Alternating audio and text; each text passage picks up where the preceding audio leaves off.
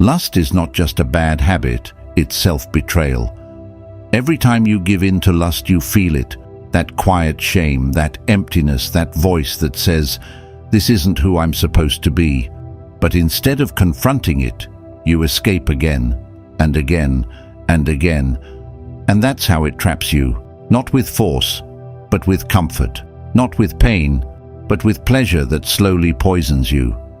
Look at your life carefully. How much time have you lost? How much energy have you wasted? How many opportunities slipped through your fingers because your mind was distracted, weakened, unfocused? And the hardest truth is this: no one is coming to save you from it. Because the real problem isn't what you're doing. It's that you've become a man who cannot say no to himself. And if you don't take control now, if you keep feeding this cycle, you will slowly become a version of yourself you don't even respect. So before we go any further, you need to decide, are you ready to face the truth about yourself? Are you ready to destroy that weak version of yourself today? If yes, this lesson is for you. But the question is, how do we destroy lust forever? Step 1. See lust for what it really is. Lust is not special. It is not romantic. It is not even you. It is a primitive biological program, a reflex built for reproduction, not for your peace, your discipline, or your purpose. And the problem isn't that it exists. The problem is that you've been taught to worship it. Lust has no intelligence, no vision, no concern for your future. It does not care if you have goals. You are trying to build discipline. You want to become better. It only wants one thing: expression. So every time you obey it blindly, you are placing something mindless in control of something meaningful, your life. That is the definition of self-sabotage. If you cannot sit still and endure an urge without obeying it, then you are not in control of your own mind. But here's the truth: you don't defeat lust by fighting it emotionally. You defeat it by understanding it so completely that it loses its illusion. Because once you truly see it for what it is, not pleasure, not identity, not necessity, just a passing impulse with no authority, something inside you shifts, and for the first time, you are no longer under its spell. Step 2. Understand the cost of indulgence. Let me be honest with you. Lust is not just a harmless habit. It is a silent transaction, and you are almost always the one losing. You think you're getting pleasure. What you're actually doing is selling your future for a few seconds of relief.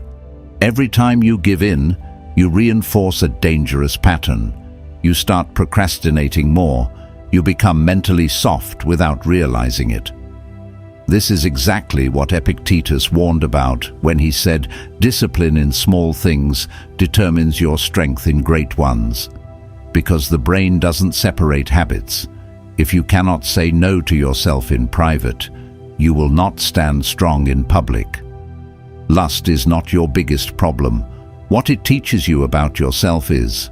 Marcus Aurelius believed that a man suffers when he acts against his own nature, against what he knows is right.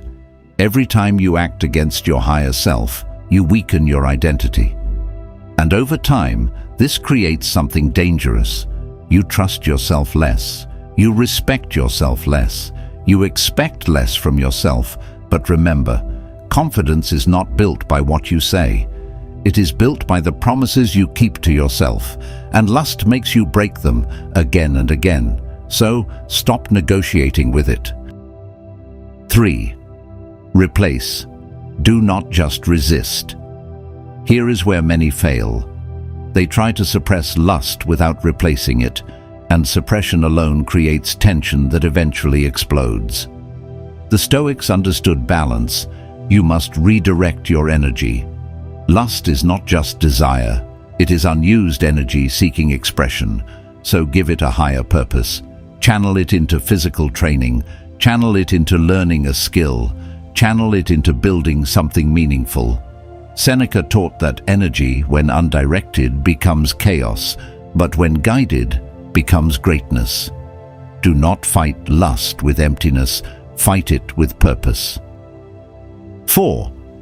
Accept that the urge may never disappear. Here is the truth most people don't want to hear. You may never completely eliminate lust, but that is not the goal. The goal is mastery. The urge may knock, but it does not get to decide whether you open the door. A Stoic does not seek to remove all desires. He seeks to ensure that no desire controls him. Right now you stand at a crossroads. One path is easy, familiar, comfortable and weak. The other is difficult, disciplined, demanding but powerful. Every time you choose discipline over desire, something profound happens. You take back a piece of your mind. And over time, those pieces form something unbreakable.